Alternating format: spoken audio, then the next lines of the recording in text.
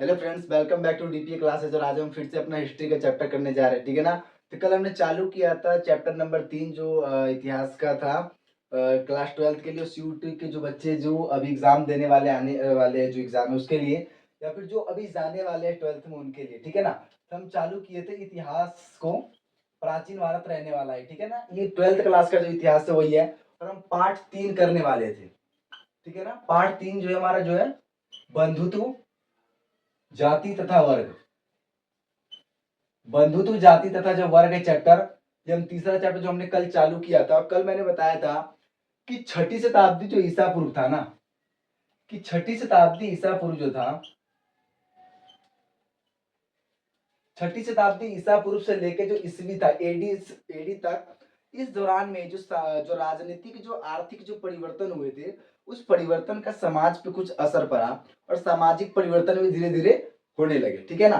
उस सामाजिक परिवर्तन को हम जो एक विशाल महाकाव्य महाभारत उसके आधार पर जानने का प्रयास कर रहे थे। तो कल वाले जो हमने क्लास में उसमें हमें जाना है महाभारत के बारे में, कि महाभारत का समालोचनात्मक किस तरीके से तैयार किया गया, ठीक है ना। और आगे आने वाले क्लास में हम जानेंगे कि महाभारत की जो मूल जो कथा है वो है क्या, ठीक है।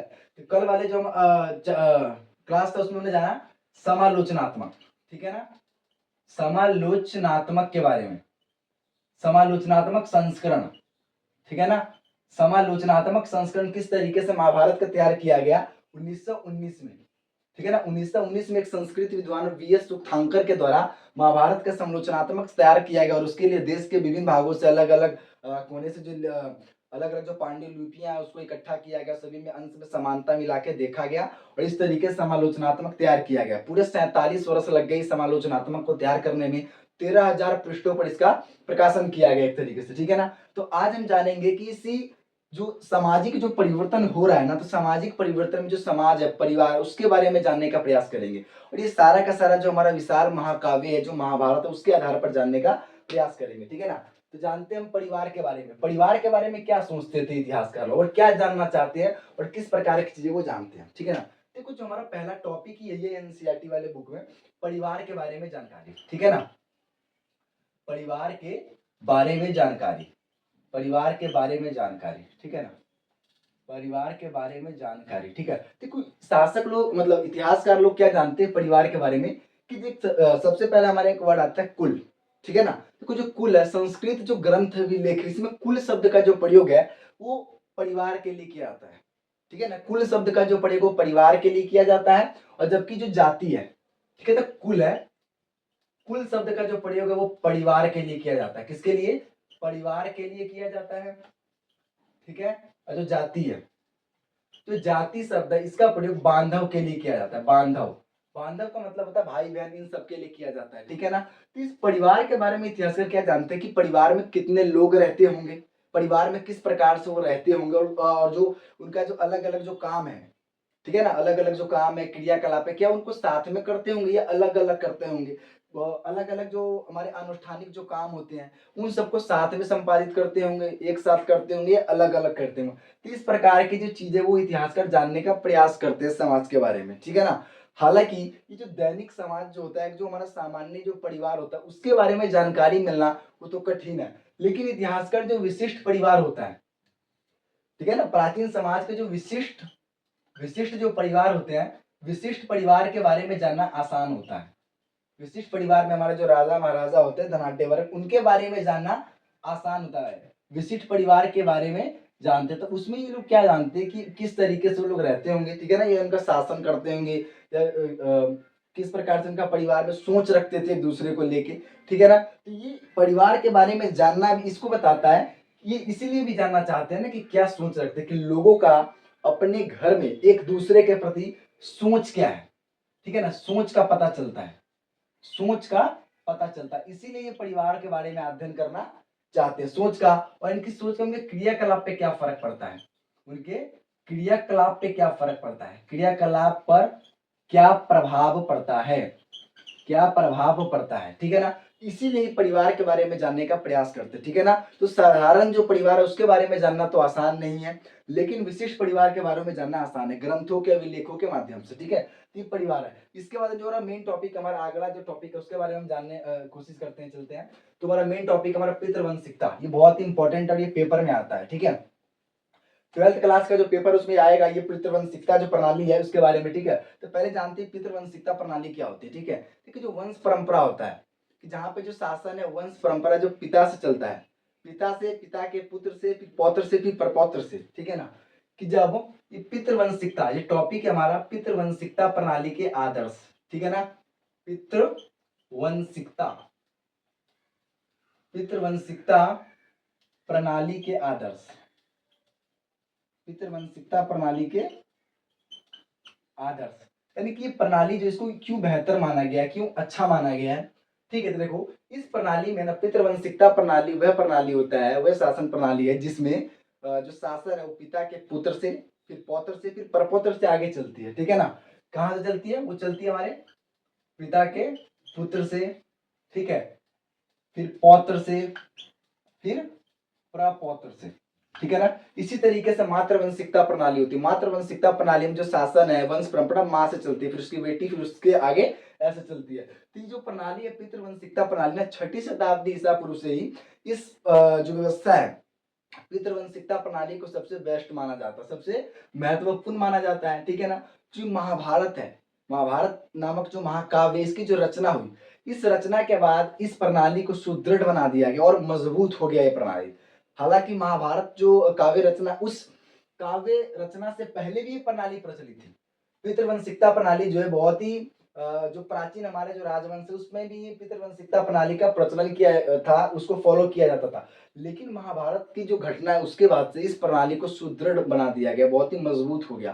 पितृवंशिकता एक तरीके से बहुत ज्यादा महत्वपूर्ण माना गया, ठीक है। तो इसके बाद हम जानते हैं पितृवंशिकता प्रणाली को। तो जो महाभारत है, महाभारत के आधार पर ये, एक सेकेंड, महाभारत के आधार पर ही हम जानते हैं इसको, ठीक है ना। तो देखिए जो महाभारत है, महाभारत क्या है ना, इसके लिए दो हमारे जो बांधव दल है, पांडव और कौरव, ठीक है ना। देखो बांधवों के जो दो दल है, कौरव और पांडव के बीच में ना भूमि और सत्ता को लेके हुआ ये लड़ाई है, उसी को महाभारत की कहानी दिखाती है।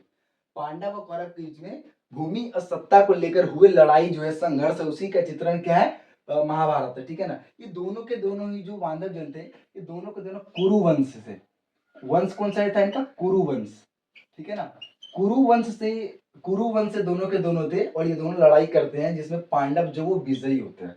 पांडव विजयी होते हैं कि दोनों के दोनों जो बांधव दल है वो कुरु वंश से संबंधित थे, और इनका जो हमारा महाजनपद है उन पर शासन होता है, एक महाजनपद पे इनका शासन होता है, ठीक है। लड़ाई करते हैं तो उसके बाद ये क्या होता है, इसमें पांडव विजयी हो जाते हैं। उसके बाद से ही जो प्रणाली है पितृवंशिकता प्रणाली, इसको और सुदृढ़ बना दिया जाता है, मजबूत, कि जहां पे जो शासन है वो पिता और उसके पुत्र फिर परपौत्र से ही चलाए जा सकते हैं, ऐसा मानना है, ठीक है ना। तो इसीलिए क्या किया गया, अलग अलग, और जहां पे पुत्र ना हो, यानी कि जो जहां पे इस प्रणाली को चलाने के लिए पुत्र की उपस्थिति ना हो, तो वहां पर जो भाई है, एक भाई दूसरे भाई का उत्तराधिकारी भी बन सकता था, और ऐसी स्थिति ना हो तो वहां पर स्त्रियां, जैसे कि कुछ विशेष स्थिति में प्रभावती गुप्त जैसी जो स्त्री है वो शासन को संभाल भी सकती है, ठीक है ना। इनको हालांकि इस प्रणाली में उतना अधिकार नहीं था स्त्रियों को, ठीक है ना, क्योंकि पितृवंशिकता प्रणाली ही ज्यादा फॉलो किया जाता था अलग अलग राजवंशों में, ठीक है। तो कहीं कहीं पे विरला अपवाद देखने को मिलता है, ठीक है। तो ये था हमारा पितृवंशिकता प्रणाली, ठीक है ना। और इसीलिए ऋग्वेद में, इसीलिए क्या है ना, ऋग्वेद में भी आज से 1000 साल पहले, 1000 ईसा पूर्व साल पहले एक मंत्र जोड़ा गया जिसमें कहा गया है कि उत्तम पुत्रों की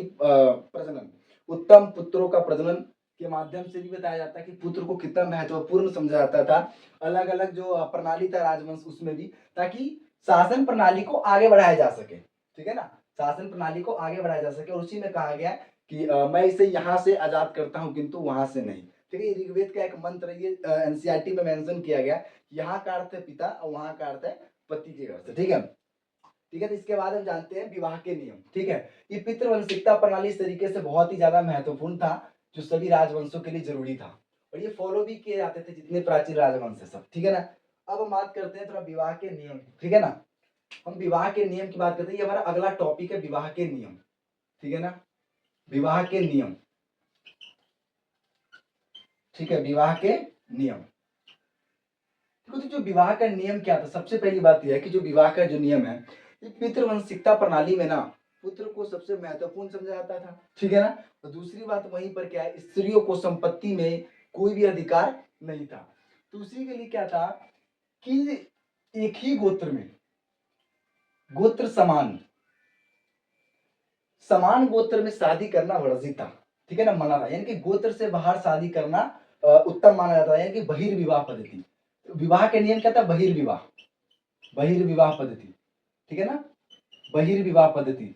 बहिर्विवाह जो पद्धति है वो बहुत ज्यादा प्रचलित है, यानी कि अपने गोत्र से बाहर शादी करना बहिर्विवाह कहलाता है, जबकि एक ही गोत्र में शादी कर लेना अंतर विवाह कहलाता है, ठीक है ना। तो इस तरीके से बहिर्विवाह पद्धति प्रचलित था, ठीक है ना। दूसरा क्या था कि जो प्रतिष्ठा और जो ऊंचे परिवार वाले जो घर होते हैं उसमें कम समय में, कम समय में लड़कियों की शादी कर देना, कम समय में लड़कियों की शादी,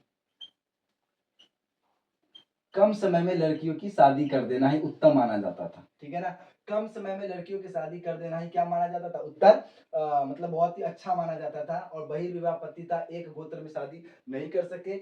और सबसे इम्पोर्टेंट जो विवाह होता है उसमें कन्या का भेंट करना, ठीक है ना, कन्या को दान में देना, कन्या को, अरे, कन्या को दान में देना, ठीक है ना। कन्या को दान में देना एक बहुत ही महत्वपूर्ण धार्मिक कर्तव्य माना जाता था पिता का, ठीक है ना। कि कुछ विवाह के नियम थे, अलग अलग तरीके से चलते थे, ठीक है ना, ये आज भी चलते हैं, ठीक है, ये आज भी चलाए जाते हैं अपना। इसके बाद जो हमारा मेन जो टॉपिक है उसकी बात हम करते हैं। तो जैसे जैसे ये विवाह का जो नियम चलता गया आगे ना, तो समाज में क्या हुआ, अब 6ठी शताब्दी ईसा पूर्व की ही बात है ये, ठीक है ना। अब समाज में धीरे धीरे क्या होने लगा ना, नए नए नगरों का उदय हो रहा था इसी दौरान। 6ठी शताब्दी ईसा पूर्व की हम बात कर रहे हैं, तब क्या हुआ, समाज में नए नए नगरों का उदय होने लगा, जीवन कठिन होने लगा, ठीक है ना। अलग अलग जो नगर के जो लोग आपस में आके अपने विचार विमर्श करने लगे, पूरा उपमहाद्वीप में विचारों का क्या होने लगा, समावेश होने लगा। तो ये जीवन है ना कठिन होने लगा, ठीक है ना, जीवन कठिन होने लगा। तो इससे क्या होने लगा ना, समाज को दिशा निर्देश देने के लिए, चलाने के लिए ना, कुछ हमारे आचार संहिता नियम कानून बनाना चालू होने लगा, ठीक है ना। तो ब्राह्मणों ने कुछ नियम बनाए, ठीक है ना, ब्राह्मणों ने कुछ नियम बनाए, उसको कहा गया धर्म सूत्र, धर्म सूत्र और धर्म शास्त्र, धर्म सूत्र और धर्म शास्त्र नामक कुछ ग्रंथ, धर्म सूत्र धर्म शास्त्र नामक जो ग्रंथ है इनकी रचना किया ब्राह्मण ने, कब, 500 ईसा पूर्व पहले, ठीक है ना।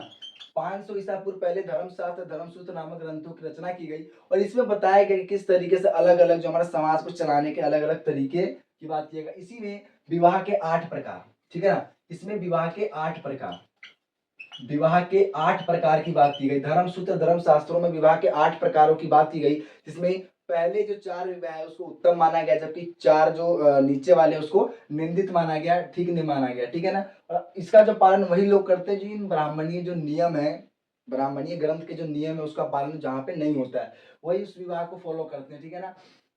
तो इस तरीके से क्या होने लगा ना कि अलग अलग जो नियम संहिता बनने चालू हो गए, और ये समाज में एक तरीके से चालू हो गई। इसी में हमारा मनुस्मृति भी एक है, मनुस्मृति जिसका जो संकलन है 200 ईसा पूर्व से किया गया, ठीक है ना, 200 ईसा पूर्व से 200 ईस्वी के बीच में किया गया था, मनुस्मृति की है, ठीक है ना। इसके बाद वाले जो इसके बाद का जो आगे का जो चैप्टर है वो हम नेक्स्ट वाले वीडियो में करेंगे, ठीक है ना। तब तक के लिए फॉलो कर ले, सब्सक्राइब कर ले डीपीए क्लासेस को, ठीक है ना।